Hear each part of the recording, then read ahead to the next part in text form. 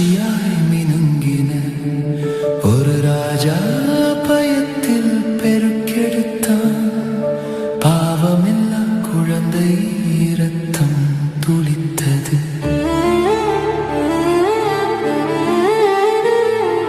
ராஜ மாளிகையில் பயம் பொங்கி அந்த அரசன் மனதில் இருள் வளர்ந்தது.